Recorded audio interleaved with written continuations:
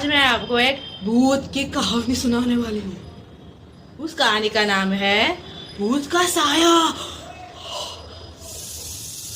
एक गांव था। उस गांव का नाम है रामपुर।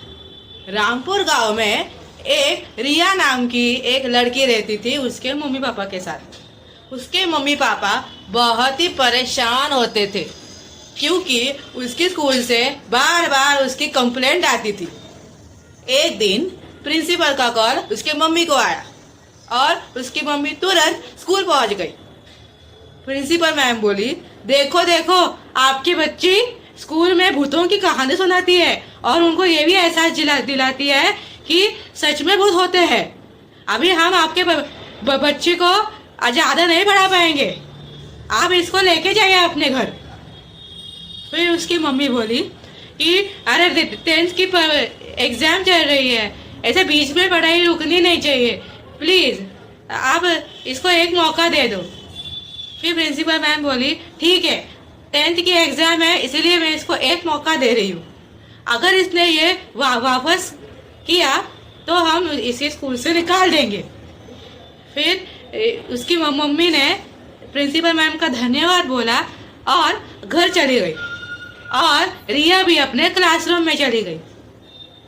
एक दिन रिया स्टाफ रूम में फाइल देने जा रही थी तो उसको 12th क्लास में से कुछ अजीबोगरीब आवाज सुनाई दी और जब वो उधर जा ही रही थी तो बीच में उसको प्रिंसिपल मैम मिल गई। फिर प्रिंसिपल मैम बोली, कहाँ जा रही है?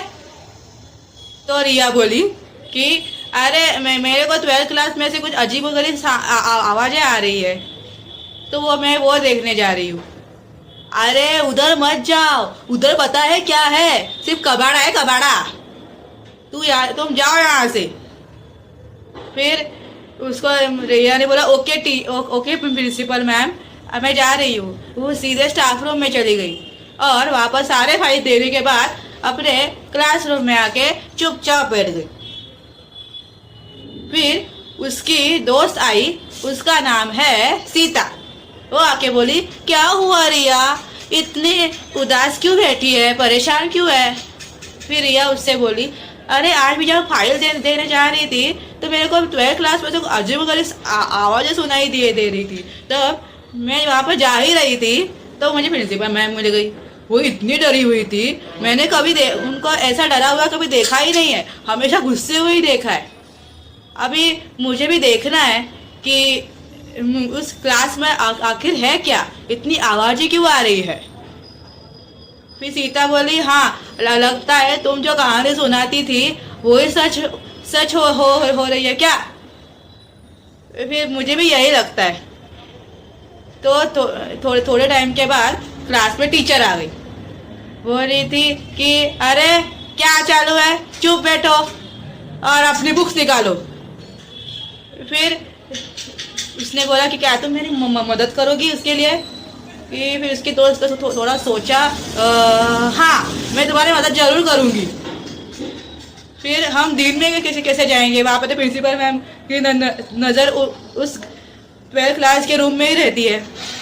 अरे फिर रिया बोली, अरे किसने कहा हम दिन में जाएंगे, हम तो रात में जाएंगे क्योंकि रात में कोई स्कूल में नहीं रहता, सिर्फ हाँ हम जाएंगे। तो रात होने के बाद दोनों अपने स्कूल में चले गए और उनको बहुत डर लग रहा था क्योंकि वहां पर अजीबोगरीब आवाजें सुनाई दे रही थी। वो बहुत डरे हुए थे। फिर रिया के बाजू में जो रिया ने देखा वो बहुत ही दर्दनाक था। उधर एक पुतला गिरा हुआ था और वो बहुत ही डरावना दिख रहा था और पूरा सड़ भी गया था। फिर वो धीरे धीरे 12th क्लास के उधर जाने लगे। फिर क्लास में से आवाज आने लगी कि आ जाओ, अंदर आ जाओ, यहाँ तक तो आ ही चुके हो तो आ जाओ आ जाओ आ जाओ। फिर इतने डरे हुए थे। फिर रिया ने बोला, चलो आप ही हम जाएंगे अंदर, कितना भी बुलाए। तो वो अंदर चले गए और उसने देखा इतने खतरनाक चुड़ैल है, बाप रे। अरे रिया हम चलो यहाँ से चलते हैं, ये वो हमको मार डालेगी। फिर चुड़ैल बोले अरे रुको रुको रुको, मुझे तो तुमसे मदद चाहिए। मेरी और मेरी सारी साथियों की आत्मा वर्षों से यहाँ पर पड़ी हुई है। तो रिया ने पूछा कि तुम्हारी मौत कैसी हुई और तुम ऐसी कब बनी? तो चुड़ैल ने बोला कि 110 साल पहले मैं और बाकी सब टीचर्स यहाँ पर पढ़ाते थे, और तुम्हारे जो प्रिंसिपल है वो ऐसी वैसी प्रिंसिपल नहीं है, वो पाताल लोक की है। मतलब दिखती है इंसानों जैसी पर है पाताल लोक की, इतनी डरावनी है। तो वो इसीलिए तुम्हें यहाँ पर नहीं आने दे रही थी। तो मुझे तुम्हारी मदद चाहिए कि मुझे मुक्ति दिलाओ, प्लीज मेरे को मुक्ति दिलाओ। अगर तुम मुझे मुक्ति दिला पाओगे तो हम उस प्रिंसिपल को सबक सिखा खा के ही रहेंगे, अगर नहीं किया तो हम उसको कभी खत्म नहीं कर पाएंगे।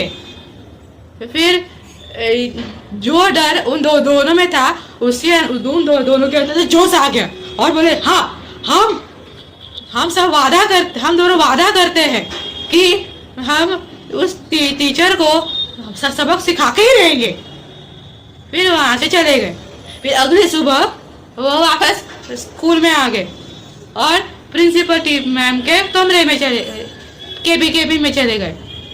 और प्रिंसिपल मैम बोली क्या हुआ बच्चों, यहाँ पर क्यों आए हो? फिर वो अपने आप से बोलने लगी अभी प्रिंसिपल मैम, अभी आपको मैं सबक सिखा के ही रहूंगी। हाँ, अभी पार्ट 2 के लिए सब्सक्राइब करो, लाइक करो और शेयर करो और कमेंट्स मुझे दिखने चाहिए, करते नहीं हो, और फॉलो भी करो, वरना मैं अगला वीडियो नहीं बनाऊंगी।